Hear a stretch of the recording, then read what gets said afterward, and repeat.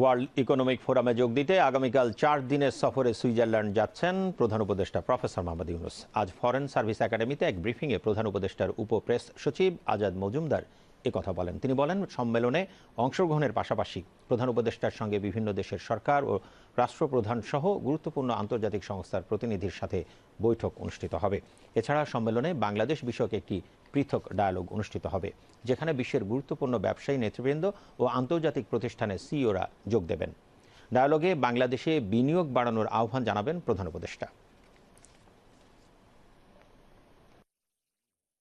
এই সফরে বেশ কিছু গুরুত্বপূর্ণ ডিগনিটারিজ আছেন যাদের সাথে উনি দেখা করবেন, দ্বিপাক্ষিক মিটিং করবেন। এর মধ্যে রয়েছেন জার্মানির চ্যান্সেলর ওলফ শোলস, ফিনল্যান্ডের প্রেসিডেন্ট আলেকজান্ডার স্টাব, বেলজিয়ামের কিং ফিলিপস, থাইল্যান্ডের প্রধানমন্ত্রী পেন্ট্রো সিনাওয়াত্রা।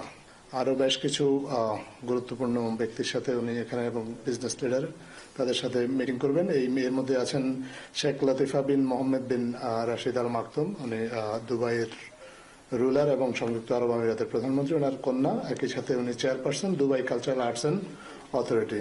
ইউরোপিয়ান সেন্ট্রাল ব্যাংকের প্রেসিডেন্ট ক্রিশ্চিয়ান লেগার্ডে তার সাথে মিটিং করবেন। ম্যাটার, যে আপনি জানেন ফেসবুক যে কোম্পানিটা ওন করে, তাদের যে গ্লোবাল অ্যাফেয়ার্স এর প্রেসিডেন্ট নিক লেগ তার সাথে মিটিং করবেন এবং অ্যামনেস্টি ইন্টারন্যাশনালের জেনারেল সেক্রেটারি তার সাথে মিটিং করবেন। পাশাপাশি WTO ওয়ার্ল্ড ট্রেড অর্গানাইজেশন এর মহাপরিচালক তার সাথেও এই সফরে মিটিং করবেন। আর পাশাপাশি এই সম্মেলনে আসলে একটা খুব গুরুত্বপূর্ণ দিক হচ্ছে, এখানে একটা বাংলাদেশ বিষয়ক একটা সেপারেট ডায়ালগ হবে, যেখানে বিশ্বের অনেক গুরুত্বপূর্ণ ব্যবসায়িক প্রতিনিধি বা ব্যবসায়িক নেতৃবৃন্দ, পাশাপাশি এবং বেশ কিছু গুরুত্বপূর্ণ আন্তর্জাতিক প্রতিষ্ঠানের সিইও যারা এখানে যোগ দিবেন। এই ডায়ালগটা, বাংলাদেশ ডায়ালগ যেটা, এটা বাংলাদেশের জন্য খুবই গুরুত্বপূর্ণ এবং এটা একটা রেয়ার অপরচুনিটি। সাধারণত উন্নত দেশগুলোই এ ধরনের ফোরামে এই জাতীয় ডায়ালগ করার সুযোগ পায়। বাংলাদেশ WTO ইকোনমিক ফোরামে এই প্রথমবারের মতো এই ধরনের ডায়ালগে অংশ নেওয়ার সুযোগ পেয়েছে।